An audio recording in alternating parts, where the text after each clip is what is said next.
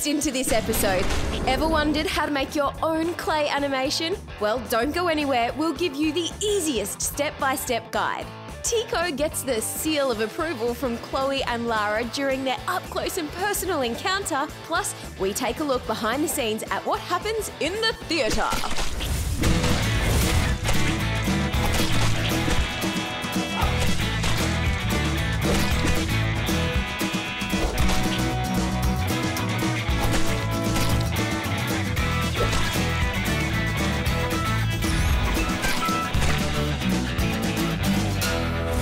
Hi, I'm Delisha and I'm your host today.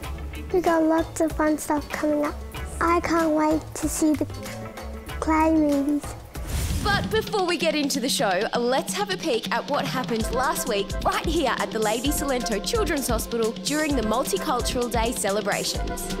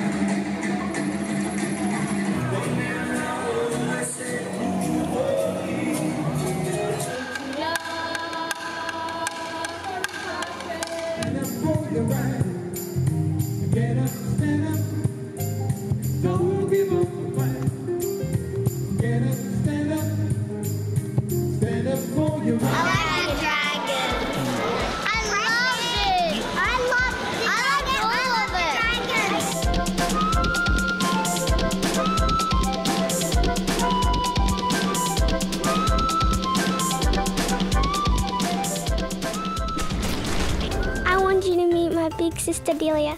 Hello everyone. It's time to get to know your hosts, Delisha and Delia. I'm 9 years old. And I'm 8 years old. I love cats because I love cats. I love dogs because I have a pet dog, Diva, and she is so soft. I like Jessica Melbourne. I like Justin Bieber. Now let's have some real fun. We're gonna go and see a seal. Hi guys, my name's Chloe. And my name's Lara. We're so excited. We're going to get up close to a seal. So this is Tico. She's one of our Australian sea lions. Now you can give her a bit of a pat to start with if you like. Just from her shoulders down is okay to touch. Soft. She's very soft, isn't she? Does she feel like you expected? No. No? The sea lions like Tico, they just have one layer of fur. So if you try to pull her fur the other way, you'll feel it's really, really thick. So it's quite hard to ruffle it up. Yeah. Thank you. You can grab a hold there, Chloe. Whoa. They feel quite different, don't they? Yeah. Now, can you see on the side facing you, she has a flipper print as well. Yeah. No other seal has the same flipper print as Tico. Just like our fingerprints. Tico's going to pop her chin down. I'm just going to hop over here, make sure she keeps her eyes open so you can have a look today. Is she keeping them open? No. No, she's cheating a little bit, is she? If she has scratches, the vet might ask us to give her some eye drops to make them better again. So when Tico's laying down, we'll check over her whole body, looking for any lumps or scratches. We can also ask her to have an X-ray, check out her bones inside. Have an ultrasound to see if she might be expecting a little seal pup. Tico's going to reach her whiskers underneath to give your hand a bit of a tickle. I feel like straw. They do, don't they? They're very, very strong. So Lara and Chloe, what did you think of Tico? He was so cool. He felt really soft. What else? I liked his flipper print. Yeah. You liked her flipper? What else did you find out about Tico today when you met her? That their whiskers are really kind of strong and like... Yep. Yeah. Beautiful. And did you have a look at her eyes? Yes. They're pretty big and beautiful, aren't they? Yeah. Sure are. Now, what's she covered in? fur. Oh, that's right, that's right. But does she have any fur on her flippers? No. No. No, no fur on her flippers. Now, did you see under here she has a flipper print? Yeah. That's pretty cool, hey? Yeah. Was Tico rescued or was he born here? So Tico was born right here at Sea Life nearly 18 years ago. And she was born as part of a breeding program because Australian sea lions are very special. They're one of the rarest types of seals you'll find in the world. Whoa. How big will she grow? So Tico is fully grown at the moment, so she weighs in over 70 kilos. Whoa. Does she use her whiskers to sense things? She sure does. So seals in the wild, they use these whiskers to track down their fish, and it also helps them avoid predators because their whiskers are very, very sensitive. Can the rubbish in that bag gets thrown into the water kill them? It sure can. Unfortunately, there's a lot of rubbish in the ocean. Seals sometimes think it's food and accidentally eat it, or they can get all tangled up in it. It's really important we pop our rubbish in the bin, huh? Yeah. What's her personality like? So Tico is one of our most playful seals. She loves to play. Some of her favourite toys are things like traffic cones, big silver balls. But you know, after she's played, she gets pretty sleepy. So she also loves to sleep, and she likes to climb up on a rock and have a good nap for the afternoon.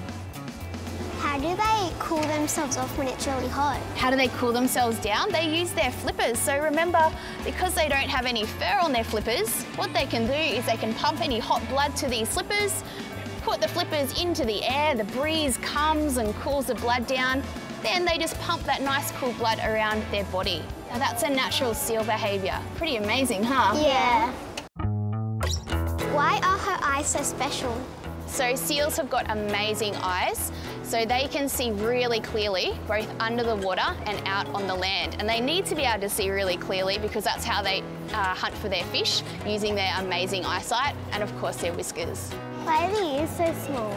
So the ears are small and they're all rolled up, so they don't get any water in them when they're swimming out in the ocean. Is the nose, well, the nose that they use, is it special in the part of hunting?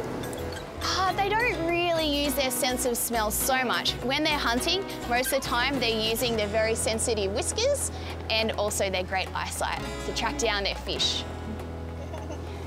What's her favourite food? What's Tico's favourite food? Tico absolutely loves squid and octopus. The bigger, the better. Does she not like some fish? Well, sometimes she doesn't really like whiting. It's a bit like you eating your greens. Sometimes she doesn't like it that much. But we always make sure that she gets her whiting as well as her special treats of squid and octopus. Thank you so much, Jess. Bye, Tico. Pretty cool, isn't she? Yes.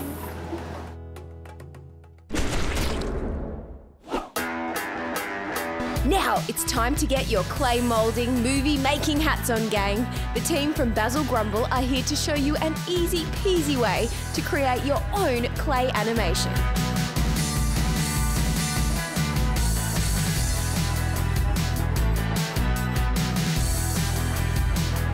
Grant, thanks for coming. What is clay animation? No worries, I'm glad to be here. Well, clay animation is a form of stop motion animation where you use modelling clay or plasticine to make some characters, capture still frames one after the other of the character moving, and then play them back and watch them come to life. So a couple of examples you might have seen, Chicken Run or Shaun the Sheep and Timmy Time, they're all Aardman animations. The Schmackos ad, which is really very funny. It's Wallace and Gromit, of course, they're probably my favourite and what inspired me to do clay animation. What do you need to be able to do clay animations? Simply you need plasticine, which is the most important thing, but some sort of camera to capture it, and you can either use a computer with a webcam or you can just use your phone using the camera on there to capture the animation. Plasticine never dries out, but it is hard when it's cold. It takes a little bit of warming up by squishing and squeezing to get it nice and soft. I might actually get you all to put those bags of plasticine underneath you on the seat. Your body heat will warm it up and it'll make it a lot easier to work with later on. Are there any rules you need to stick to? Making your character nice and strong so they don't fall apart or fall over, and capturing the frames one at a time and really breaking up your story or idea into lots of individual movements so you don't rush it. I'm going to make a couple of characters, a human character that walks on 2 legs and a 4-legged character. I'm not sure what that character is going to be yet. And then I'm going to capture the character, not at 24 frames a second, at about 4 or 5 frames a second. So that's just 4 or 5 still shots for every 1 second that we watch. But to make the 2 legs, I'm actually going to make it out of the one piece of plasticine, folded in half. And that means the legs are integrally joined in the middle. And when my character needs to walk around, moving his legs one in front of the other, he's less likely to fall over. I'm going to make a pair of shoes next. I'm just making what looks like a Easter egg, chocolate Easter egg shape. And I'm actually going to chop that in half in the palm of my hand. But by cutting that one piece in half, I get 2 shoes the same size with nice flat soles as well. Plasticine's nice and sticky once you've warmed it up, so you'll find that your feet or features generally stick on. You need to use about the same amount of plasticine you did for the legs to make the torso. There's my body attached to my legs. He's a headless zombie at the moment with no hands. So for hands for a character, you could go to the trouble of making hand shapes, or you can just use a blob on the end of your character's arms. I've found it's good to use about the same amount of plasticine for the shoes as you do for the head.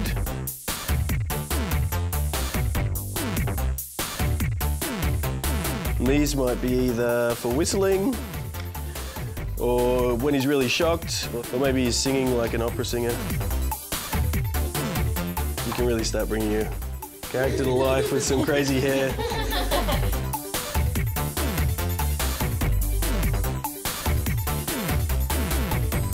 So how long does it take to make a movie?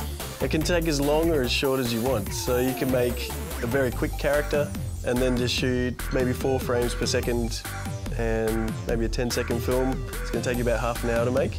If you want to make a feature film, they're usually at 24 frames per second, and it usually takes about 4 years.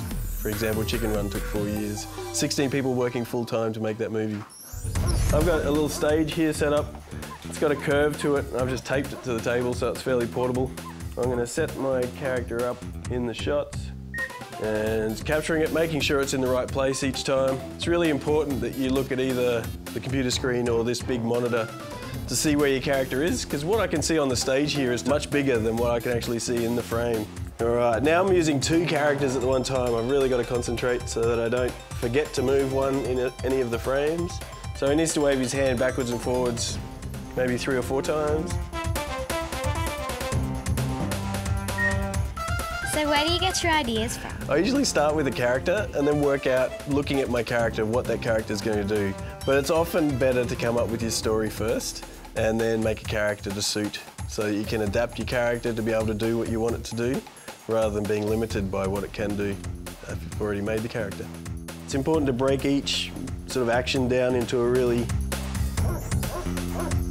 a number of shots and not try and make too much happen all at once.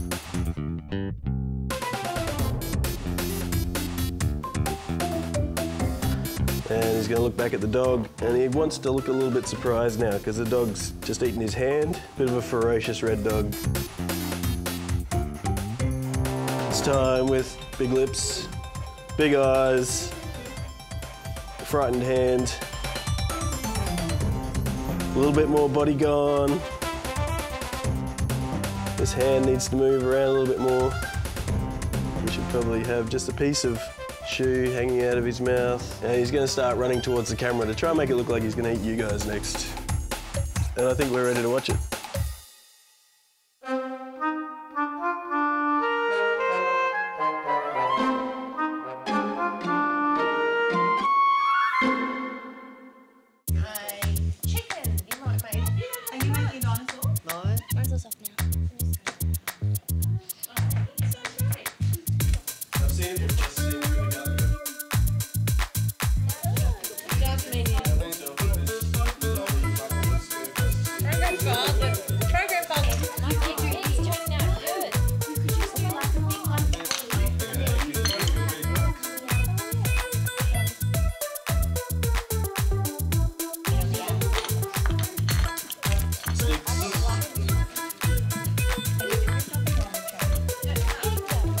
What's running from my sushi? Seriously. Sushi rice. What did you decide on?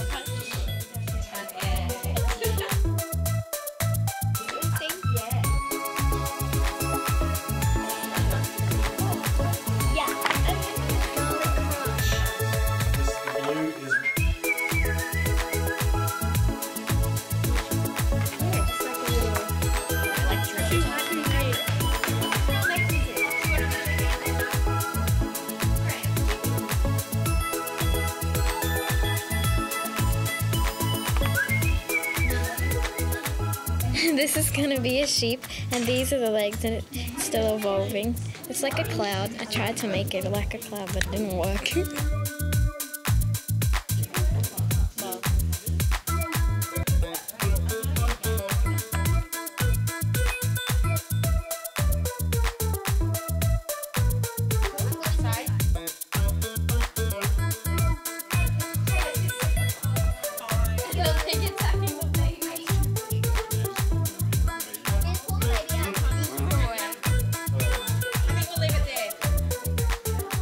How's everyone going? Has everyone almost finished their characters, ready to start filming? Yes! Hooray! Our storyline is the baby that Catherine made is going to be asleep, and then the pig that Poppy made is going to be flying down and stealing the baby, and the lady that I made is going to be really shocked.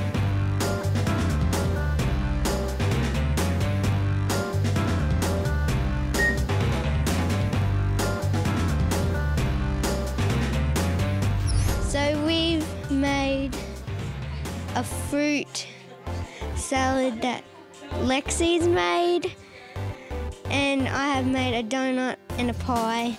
Jazz has made sushi, and Aisha has made an old man.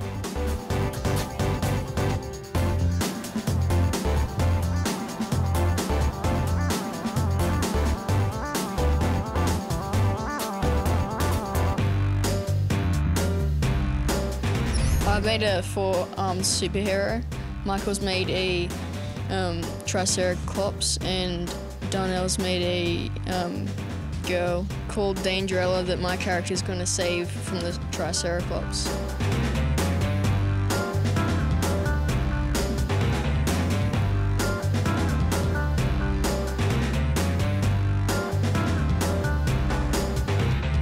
Are we ready to play? Yeah.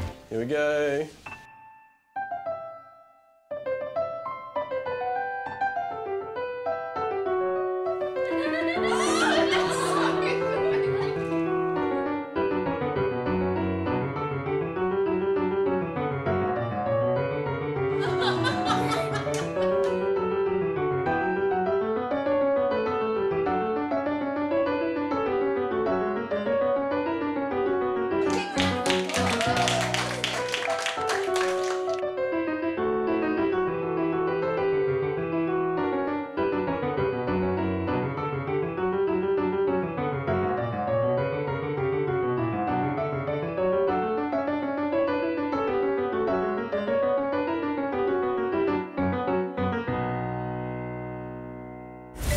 Do you want to be a part of Juice TV? To see how you can be on the show, head to juicetv.com.au for all the details, and to see when we're filming at the hospital. Plus, by keeping an eye out on our Facebook page, you can also be in the running to win lots of cool prizes. Juice TV.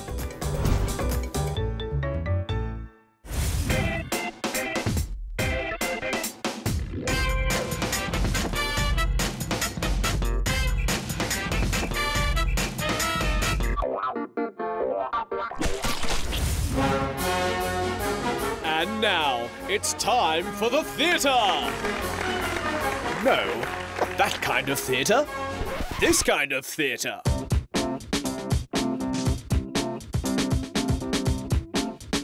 Hi, I'm Moira. I'm one of the volunteers here in the theatre area. How are you, Luke? Well, you know what? There's lots and lots of people just to look after Luke. Oh! If you're coming to hospital for an operation, this is the first place you come to. This is called the admission lounge, where there'll be a volunteer to help you, and the doctor will come in and speak with you, as will the nurse, and ask you a whole lot of questions. There'll be plenty of games and videos for you to occupy your time while you're waiting. There. Is that Wally? When it's your turn for the operation, you'll go through to another room where a volunteer will look after you and your carer and can accompany you to the operating theatre and then look after your carer for the rest of the time.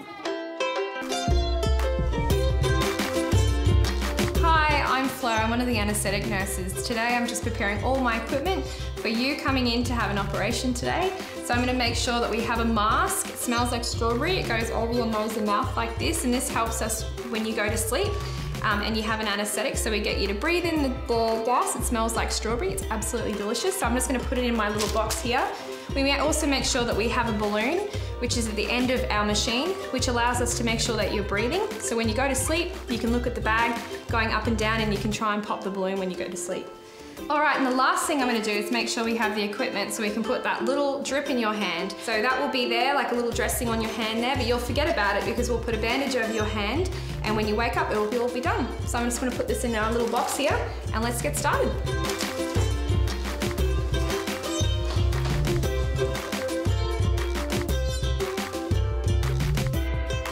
So now you're in the operating theatre. Sometimes you might already be asleep by the time you get in this room. There's lots of people in the room here to look after you because you're super popular when you have surgery. As you can see, we're wearing some very, very funny clothes here. The best thing about working here is you get to wear your pajamas every single day. We have a scrub nurse who looks after the operation, who helps the surgeon make sure all the instruments are in working order and make sure all the instruments and equipment that we're using are counted properly and basically look after you and keep you safe. And we also have a scout nurse who assists the scrub nurse and the surgeons to make sure the operation goes very, very smoothly.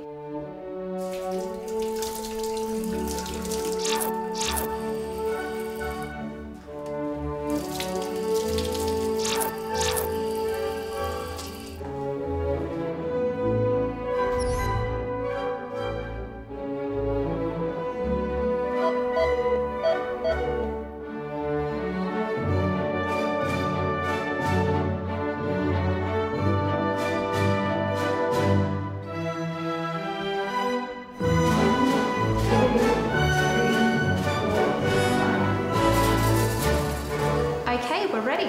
Ready. So we've got lots of bits of equipment in this room that let us know how you're going when you're asleep and make sure that you're nice and safe. So we'll put a little peg on your finger and it makes a beeping sound. Can you listen to that? And that makes sure that we know that you're doing all okay. As you can see, there's lots of monitoring and big equipment in the room when you go to sleep to have an operation.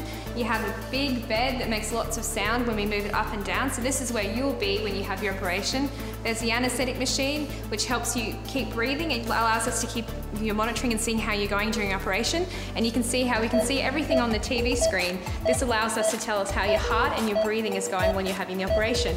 There's lots of other bits of equipment, like the fancy lights, lots of different pumps and things that allow us to give you medicine while you're asleep. As you can see, there's lots and lots of people and lots of equipment that are here to look after you to keep you nice and safe when you have your surgery. So when you wake up, when the surgery's finished, you'll be in the recovery room. When you wake up, you might feel a little bit tired. That's okay, because you can wake up and have an icy pole and something to eat and drink. Then you can go back and see mum and dad, and then you'll be able to go home.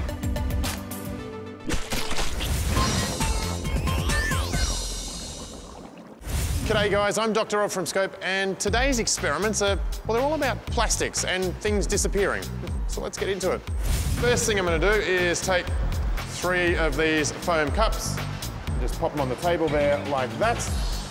And I'm going to get some water, and I'm going to pour some water into one of the cups. Let's choose this one here. Okay. Now, something in science that's really important is your observation skills. So you need to have really good observation powers. Does anyone think they still know where the water is? Shout it, is it in this one? No!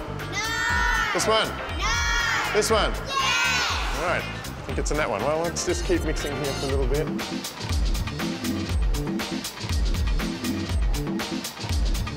Okay, is it in this one? No! This one? No! This one? Yeah! Okay, I'm gonna make this a little bit harder then.